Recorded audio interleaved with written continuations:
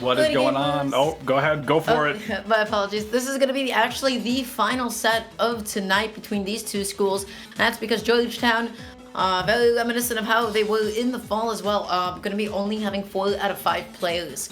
So hopefully they'll be able to at least get a couple of points for themselves. We're going to be seeing Barret going up against But with 2 T's. Okay, I have a question.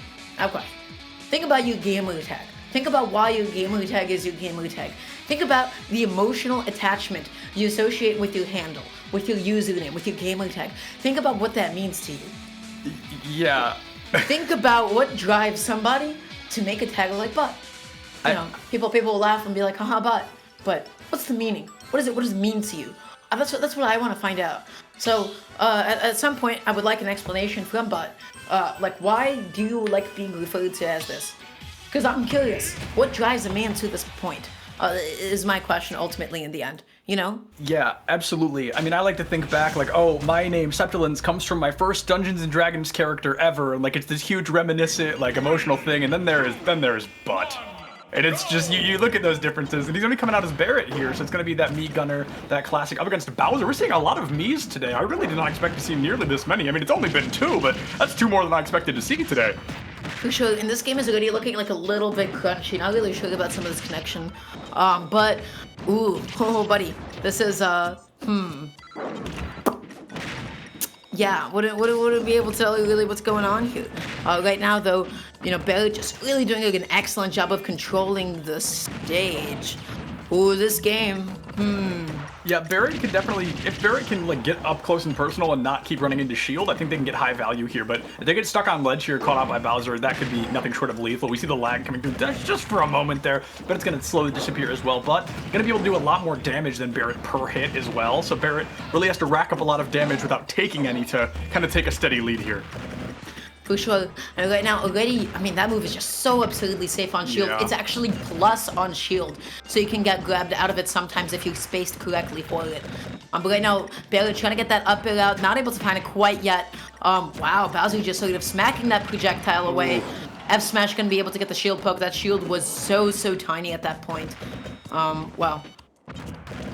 Yeah, no, absolutely. We see Barret getting that extra damage I talked about, but still only 20% away or 30% away. So gonna have to rack up a little bit more because 30% from Bowser, I mean, that's easy peasy for him. So, I mean, we're gonna have to see Barret really stack up a lot of damage and maybe even find this first stock before taking any more damage. Yeah, for sure. Definitely possible, but I love the way that Barret right now is just sort of maneuvering around the stage, making use out of forward especially, just to be able to get from platform to platform, make themselves untouchable. Able to finally connect that dash attack, but not able to get anything else off of it quite yet. Right now, but... Ooh. All right, okay, a bit of a smart play there coming out, trying to recover just a little bit with that item kind of gravitational pull. Gonna be able to heal for 6%, I think, not very much, but able to find a kill off the back of it. So, but gonna be taken out there. Barret able to find the back air, I believe, was what took him out. And again, really good use of that grenade, just to be able to land on shield and just to be able to sort of lock Bowser into that for a little bit. But forward, of course, an option you always have to be cognizant and mindful of. Yeah, forward air from Bowser, I think it's one of his faster moves. I don't know if it's the fastest, but I feel like it comes out a little bit earlier than a lot of his other moves, especially his side smash, excuse me. So I know that takes a long time, his side special to charge. But we now see, I mean, but they're really able to, I feel like we've seen Barret with kind of the tempo in their favor this whole time, but this Bowser is constantly putting on pressure to where it never feels one-sided. For sure, and I think right now what Butt is doing an excellent job of, and man, I hated saying that out loud. They're catching a lot of cross-ups and roll-ins from Barret. They're able to get so many punishes in that way. Like, again, they had the great idea, but that time they were a little bit too slow to be able to land. That side B is going to be big damage, going to be a bit of stage control. Right now, Barret keeping this one really even right now. Will this be the first points that Georgetown gets for themselves? Yeah, Georgetown, I mean, they've got to get something on the board because right now they are down 19-0, which, of course, isn't the worst it could be because they have gotten a couple of eliminations here and there, but we've seen a lot of 3 stocks coming out from William and Mary today. And Georgetown, they're looking to secure that first win. Even a single round win gives them a point on the board. So Bud just has to win this, and then he can lose 2 in a row. But even winning this one could really secure them just even a single point on board, which now it would be because that's the only stock he has left. But Barret currently in the lead. Every hit from here is going to be extra credit, and Bud actually got pretty close there with that recovery. For a brief moment, I thought he was going to get stuck under stage. Fusho right now, but is just trying to find any way that he can to be able to land on top of Barret. But, you know, dashing back, throwing out a projectile is working out so well. That side B not killing quite yet, even off the top.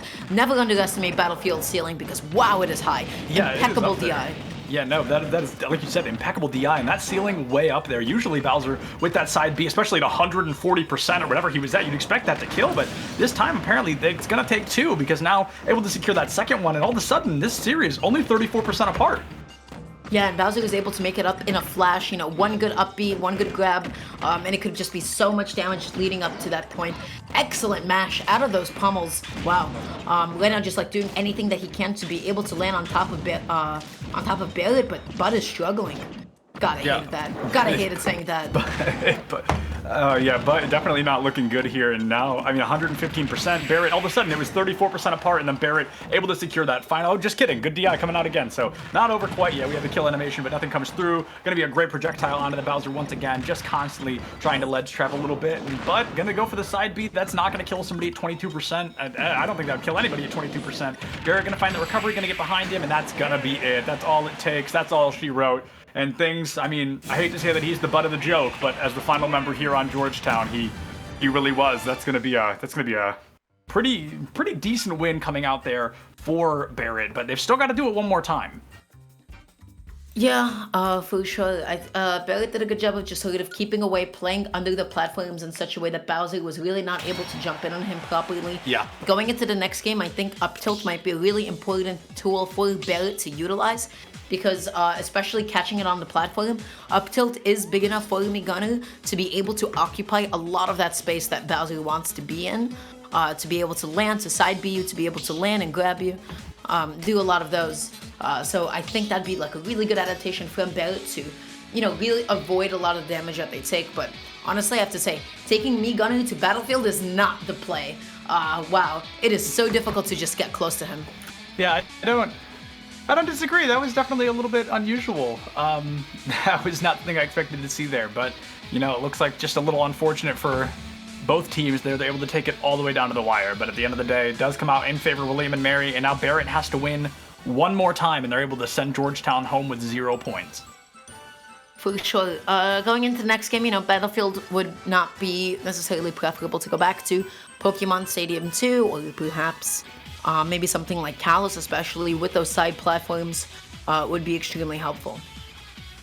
Yeah, I don't disagree with that. Kalos is also just a pretty map. I like looking at it, so that would be a good bonus for me. But those platforms on the side of stage, they spice things up a little bit. They're not in the same position as a lot of other platforms, so it's not something you'd expect to see coming out there. And we're currently kind of waiting a little bit on the map choice, because apparently that lag we were seeing is on neither side. Apparently they're both connected via LAN. They are both Ethernetted in, so might just become some kind of server error or something or other. But for the time being, you know.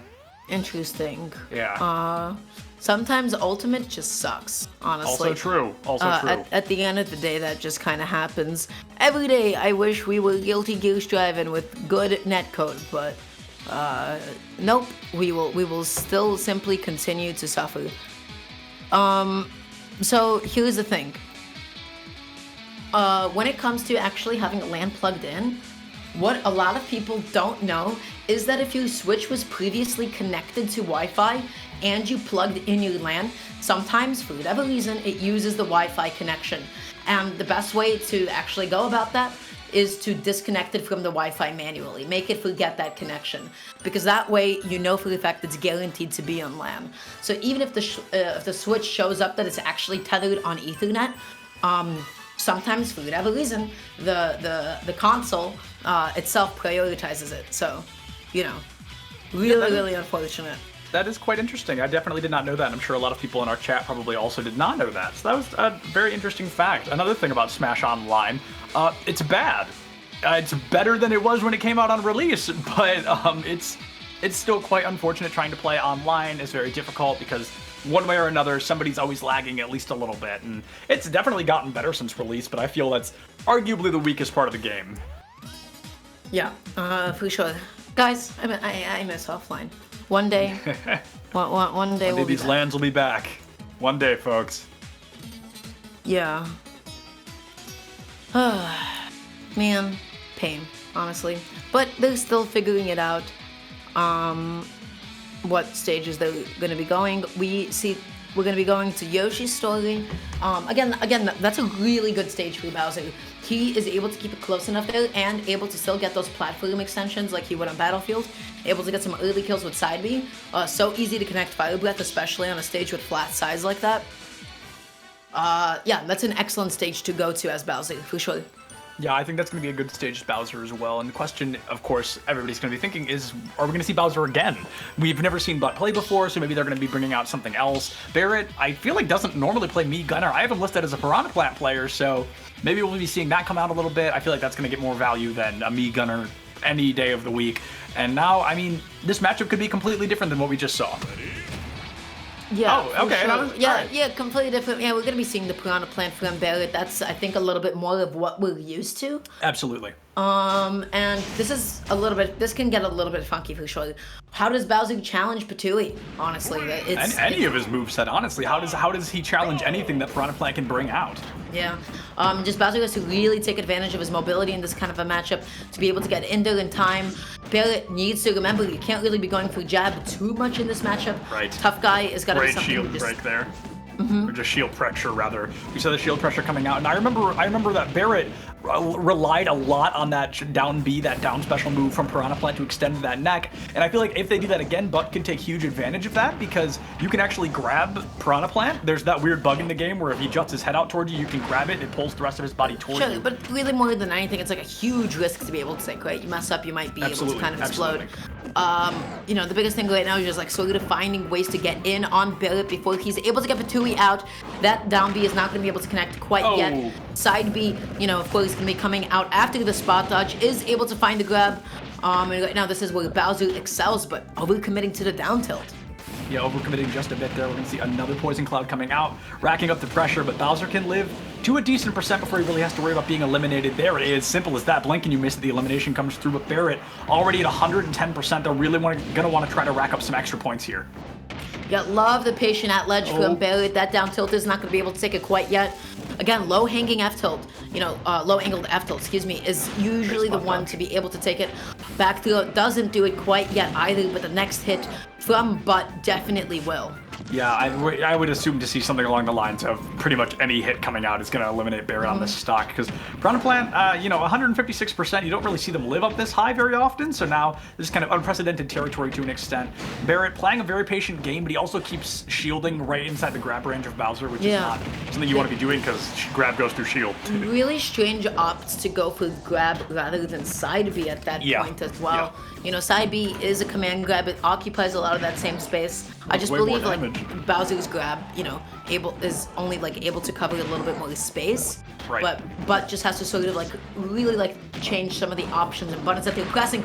An excellent side B to punish that Patui. Gonna be up tilting it, but you gotta remember, you know, Piranha Plant's just waiting for that, you know? Yeah, Piranha Plant just waiting for these moments. We've seen a lot of patience. You mentioned this already. Barret being so incredibly patient with all of this gameplay so far. The pressure coming out, and he's able to find the grab into the cloud, get rid of that second stock. He's only 46% on his second stock, so now he's got a massive lead, and as soon as this laps 50%, that'll be a full stock lead for Barret. Right now, Barret is just looking for a way to be able to initiate, trying to mix Butt up a little bit with some of these jumps. Maybe sort of try to land a tomahawk. Wasn't able to get it, but again, you can't be overcommitting to those buttons. Of course, yeah, you definitely can't be overcommitting to these setups or anything of the sort, because at the end of the day, overcommitting to moves could be the very thing that makes you lose that game. Barret 85% on that second stock, and another side B coming out from Butt. I feel like they're relying on this a little bit too much, but I mean, Barret's falling for it every time, so if it's not broke, don't fix it for sure, because if Butt can get rid of the second stock for Barret, I think there is a world where Bowser can come back from this matchup. He can live for quite a high percent. For sure, yeah. He has literally some of the most survivability in the entire cast. Able to get the F throw off as a bit of stage control, but Patui can't survive that. Oh, yes, he can. Not that one though. Yeah. That was unfortunate to say the very least. And that is gonna be able to do it. That means William and Mary takes it over Georgetown University in a complete shutout. Yeah, complete shutout indeed. It's 24-0. That's huge. That is one of the hugest leads that we've seen in quite a long time. And guys, gamers, that's going to be the last set of tonight. Normally we have 5 sets. Georgetown University is missing 8 players, so Outer Rim not going to have his time in the spotlight tonight. Outer Rim gets a free win though, so I mean... Listen, a dub is a dub. Dub is a dub, absolutely.